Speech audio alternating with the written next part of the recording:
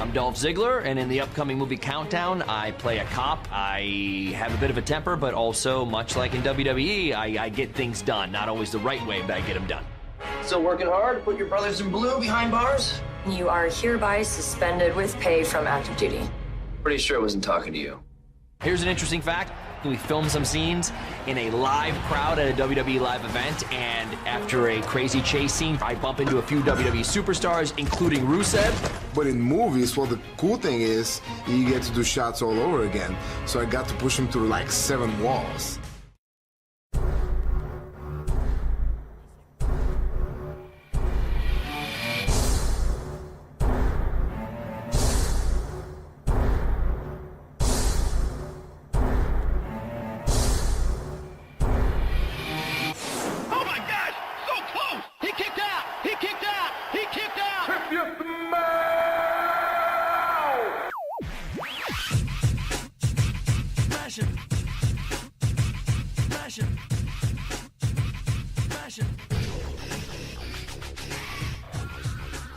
The Full Nelson Press Podcast presents to you WWE Movie Reviews.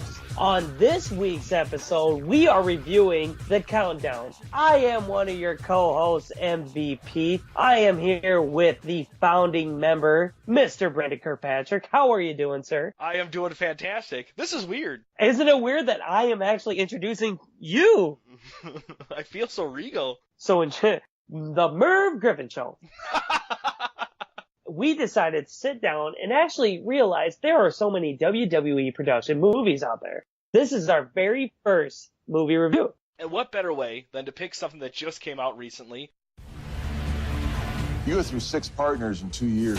I get phone calls complaining about you, and you know what I do? I don't call them back because I don't have an answer to the question. What question? Why the hell are you still here? Detective Thompson, are you there? Can you track it? Signal's being redirected. Meet me at the WWE event at the Coliseum at 12 noon.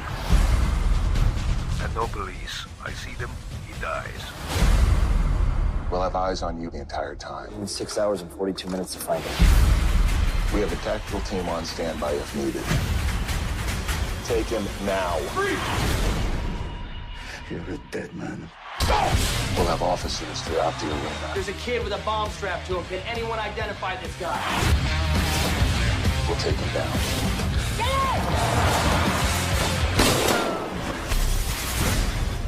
Show me your back! Hang on! Oh, super kick! Countdown, starring the man, Dolph Ziggler. Let's do it. First of all, spoiler alert, because we are going to go over this whole movie. But Yeah. I'll say it right now. I think we're going to do better.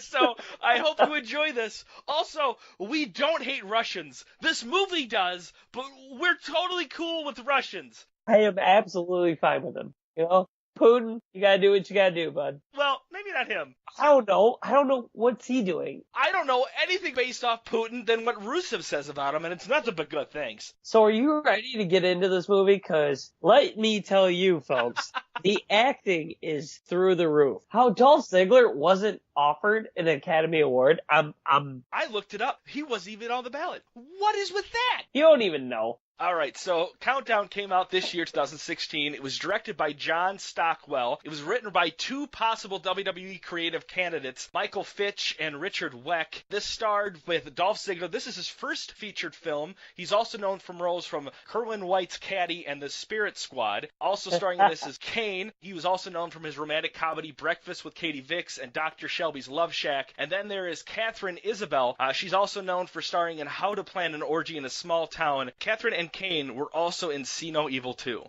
We have not seen See No Evil yet. No, so we're gonna, and I can't wait. We're gonna. It's gonna get reviewed. So the plot of the movie is a madman kidnaps a young boy and rigs him with explosive. Ray Thompson defies his captain and takes matters into his own hands. Now Ray must use unlikely time travel to beat the clock and save an innocent child. Can we talk about the fact that WWE Productions is like, Dolph, what do you need for a name? Ray Thompson?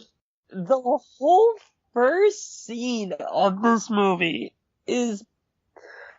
I'm putting my hands over my face because I can't believe we watched it. The movie starts with a Creed soundtrack, just to a T. It's just weird music with people doing things in a shipping yard, and right away, you have to question if you bought the right version, because the first 3 minutes of dialogue are completely in Russian. Right? Did I mess up? Did I buy the wrong one? I looked over at Brandon, I'm like, dude, I think you rented, like, the wrong movie, because I think it's in Russian. We legit had that conversation.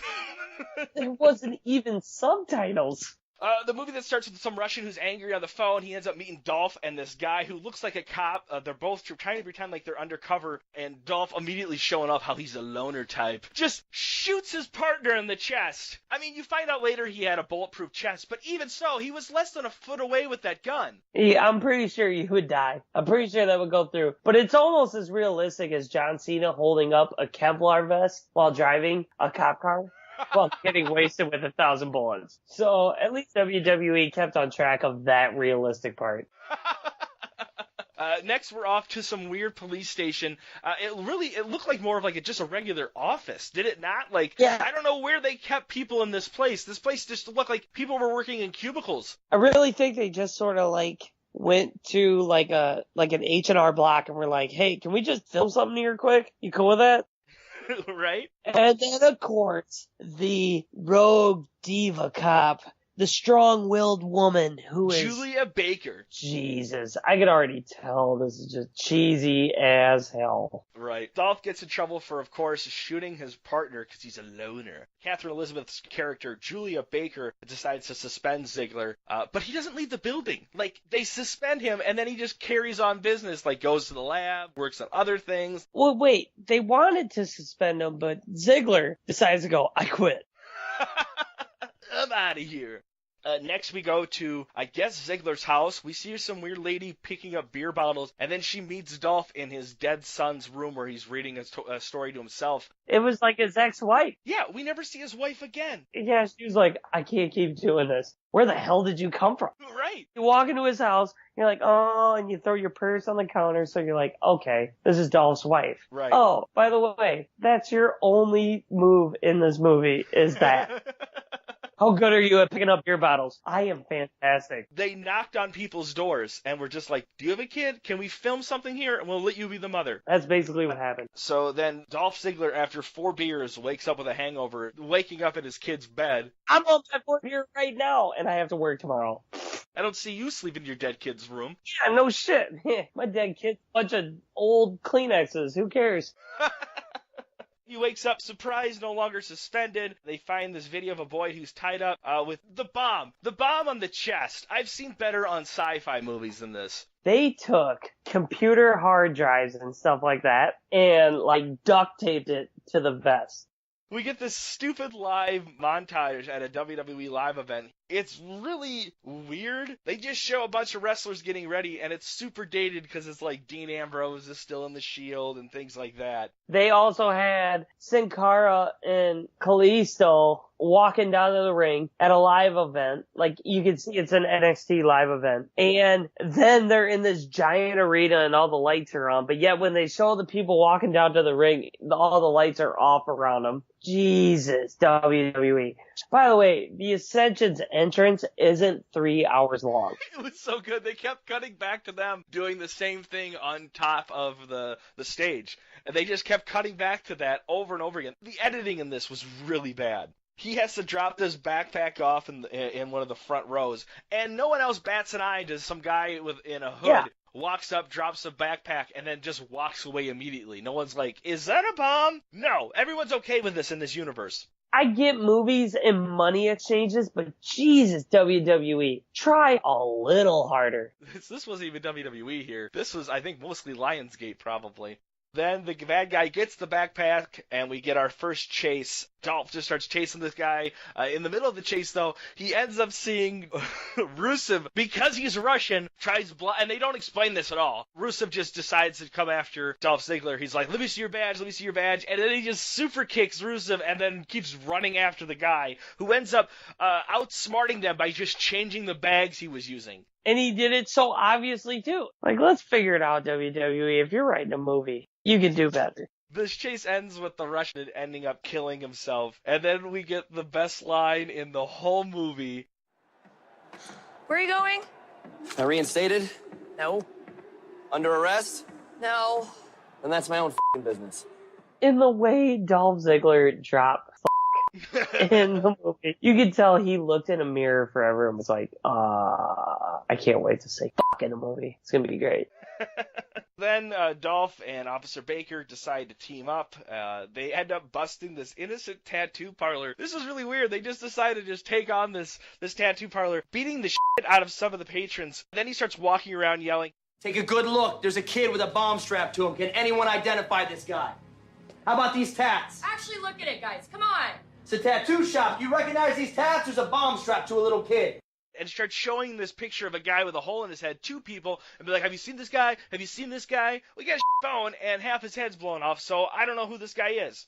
Finally, they get one of the Bone Street crew members to start talking, and one of them starts talking about the tattoos. And I guess if you have a mermaid tattoo, you're a rapist and or child molester? Yeah, that was weird. I actually looked it up, and this is true. In Russia, between the 1960s and the 1980s, if you had a mermaid tattoo, it was thought to be someone of a rapist or child molester. Do not get a mermaid tattoo. Ever. I'm sorry if you have one. We don't make the rules, but it was awkward. When I heard that, I was just like, what?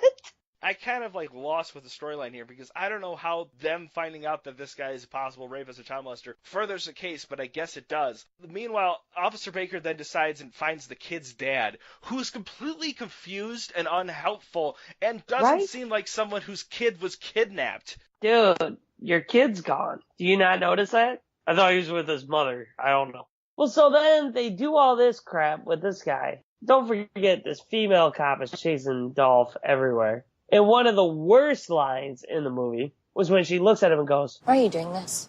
what do you mean, why is he doing it? The movie started off with a kid with a bomb strapped to his chest. Right. This woman looks at him about an hour into the movie and goes, why are you doing this? You don't need to be here. Yeah, he does. Were you trying to get an Academy Award for a dramatic performance at that one moment? Yeah, and the other thing is, the writing in this. Okay, so they write in this whole thing about him having a dead son, but it really doesn't pertain to the story, and I really felt like they were trying to do that so that way it felt like that's why he has an emotional connection with this kid having a bomb to his vest is because his kid also died. You don't need that. Any officer who sees a kid with a bomb attached to him is going to be like, what can I do to help? You don't need that backstory at all. It's a kid with a bomb strapped to his vest. Just take care of him. He doesn't need a dead kid. So now what? There was a part where a landlord comes in and Officer Baker just starts going off on him. About every wrongdoing he is allowing in the apartment complex. And it went on about 5 minutes too long. Are you gambling? Are there prostitutes in here? Where's all the cocaine? This is just like the tattoo parlor. So then the landlord goes like, well, never mind, bitch. It's fine. He leaves. Still, Dad confused. I still don't know where my son is at. Oh, just leave him. Walk away. While Officer Baker is going crazy kangaroo on this tenant, Dolph Ziggler is punching his way through a corporate skyscraper, finds this corporate suit guy, stabs him in the leg for a pen to get information out of him, and then ends up able to escape out of this place where people have guns at him. He ends up taking the guy hostage. He says, take care of your boss, and then just takes off. At no point where people are like, he's going down the elevator. Let's just have some people at the lobby. It's like, cut the line. Right? Because he'll die. That's one conversation that would have made more sense than the entire movie. So Dolph and Officer Baker meet up and then find the bomb maker. They show him the bomb and he's just like, yes, that's what I make. And they're like, well, that's attached to his kid. The bomb maker's like, wait, I made a bomb vest and it was used by crazy Russians and they do evil things with it? He has this change of heart for some reason. It's like, I want to help. You make bombs for crazy Russians. He said, I don't make bombs for kids. You idiot. You make bombs for guys who put them on kids. How small is that vest? Right? That vest wasn't for some 300-pounder. That vest was literally for a kid. Dolph's partner that he shot, who's still alive, shows up and just tries to arrest him, does this weird pepper spray to him, and that's when the time travel begins, because they're able to go through traffic, bring him into the police department, get him into the interrogation room, and we know by the time he left and got picked up, only 23 minutes had passed in that entire time. He got to the office with like an hour 6. When he looked at his watch when he first got arrested, it was like an hour 23 left. What had happened was, when they were at the bomb maker, the Officer Baker says, we only have an hour and a half left to find this kid. Then they get arrested, they get to the interrogation room, and he looks at his watch, and it's an hour 07. So then he's arguing with his partner. He brings up his dead kid again, for no reason. No reason was that needed in the interrogation. Partner. Well, he did shoot him, though. So then he looks back at the watch, and in 3 to 5 minutes of dialogue, only 30 seconds had passed on the watch. But then Dolph gets pissed, breaks out, fights off the entire police force, who all have guns, tasers, everything at their disposal, because they're at the goddamn police department. Dolph Ziggler breaks out of the police department with his bare hands. And nobody uses a taser once. Kane tried to chokeslam him. Dolph Ziggler cheap shot at him, which would have been disqualification in WWE match. By the way, 2 minutes went by on the watch. So he breaks out. Yep, breaks out. Officer Baker helps him escape, and then they're off to another adventure until they are caught by the Russians. They end up picking him up, and on their way to meet the big Russian bad guys, Dolph again reveals that this is the 3-year anniversary for his death's kid. He finally told the whole story of what happened. And I'm like, this is a dumb time to say that, Dolph. It was also the same way the kid died in Pet Sematary. He just ran in front of a car.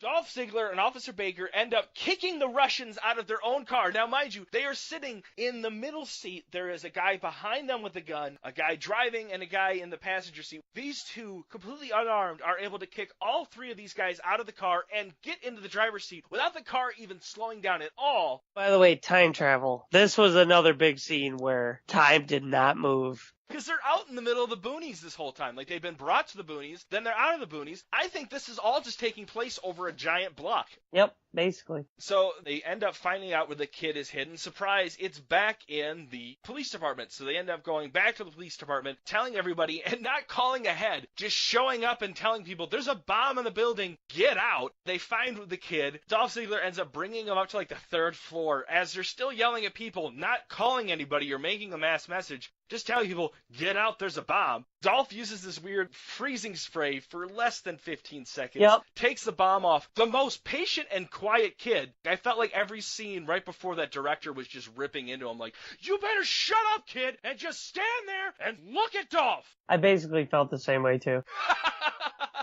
The whole CO2 belt buckle lock thing, it was a seatbelt. Yeah. All they had to do was push a button in the middle, and that was it. It unhooks because it's cold? That's all it was. He grabs the kid with only 10 seconds left, runs out of there. Meanwhile, everyone else is still evacuating. You see this CG explosion that only breaks the glass from the room, but doesn't shatter or crack any glass around it. Nope. And Dolph, who was just right next to the bomb, was able to run into the hallway and escape that. Why was everyone escaping this if Dolph can stand next to the thing and still survive? Fire is scary. You ever seen the movie Backdraft? Now that's a good movie. Does it have any wrestlers in it? No. We're not reviewing it. No, we won't. No. So Dolph saves the day. Just walks out of that building, hands off the kid to somebody, shakes all of his fellow officers' hands, as if he didn't just commit a shit ton of felonies just a moment ago. Yep. And then he punches his ex-partner in the face, and Kane just is like, I didn't see anything. He's gonna keep doing this. You can't be mad at him from now on, because he saved the day. And then, boom, credits. And that's True Detective Season 3. Here's how we're going to rate these, folks. We're going to rate them by wrestling matches. No, wrestling title runs. Oh, you want to do title runs? I think we should make it as title Let's runs. do title run. What title run do you want to give Countdown? I will give it a Kalisto U.S. title run. Why? Because it had its moments where it got me to laugh. And I didn't quite hate the movie completely. You know, so I didn't really hate Kalisto's title run. Okay. I'm going to give it a Dolph Ziggler 2013 Money in the Bank cash-in title run. Because it promised Ziggler, but it was a train wreck in the end. Don't say cash-in, because when he cashed in, it was epic. Okay, yes, because it promised Dolph Ziggler, but it ended with a train wreck, just like that title run ended. Okay, I got you. All right. So, Pete, Stud of the night. Oh my god. Whoever the chick cop was. Okay, all right. I'm going to give that to whoever okayed this movie. Screw you, dude. We have to watch them. I know that. We're going to watch them all. They're like Pokemon to me. Stud of the night, Pete. Your stud of the night? I don't know. My stud of the night is my wife for making delicious little weenies. That was the best part of the movie. Oh yeah, those cocktail weenies were great. My stud of the night, I'll actually say someone in the movie. The cop who was Ziggler's partner. 1, for taking a bullet to the chest. 2, for pepper spraying Ziggler. 3, for arresting him. 4, for bringing up his dead son. 5, for being like, hey man, we cool. And they get punched in the face. You're a stud for doing all that. So, our next movie, we haven't really planned anything yet, but we want to know from you. What do you want us to review next? It just has to be either something created by WWE superstars, be about wrestling, or just include more than just 1 or 2 wrestlers. I'm not going to review The Longest Yard. Blade Trinity doesn't count. No, but let us know in the comment section below, or you can hit us up on Twitter. Pete, how do you want to end this? I don't know how to end the movie reviews. And that's the next movie. I sort of messed up. Yeah, you did. We can't really say that's all, folks. I guess, I don't know, that's the movie. That's the movie. All right, folks, that's the movie. Thanks for listening, and suck a butt. Yeah, that. Hey, thanks for listening to the show. And if you're watching us on YouTube, don't forget to subscribe and like this video. Leave us a comment. We might even read it on our next show. And I'll try not to berate you, but no promises. If you're listening to this on iTunes, please subscribe and leave us a review. You have no idea how much that helps. I guess Stitchers has a thumbs up button now, so that's a thing. You can find us on Facebook, Wrestling Amino, Tumblr. Or just search for the Full Nelson Press on any social media site. You can also go to thefullnelsonpress.com for all of our past episodes and original WWE art created by yours truly. Go watch some wrestling.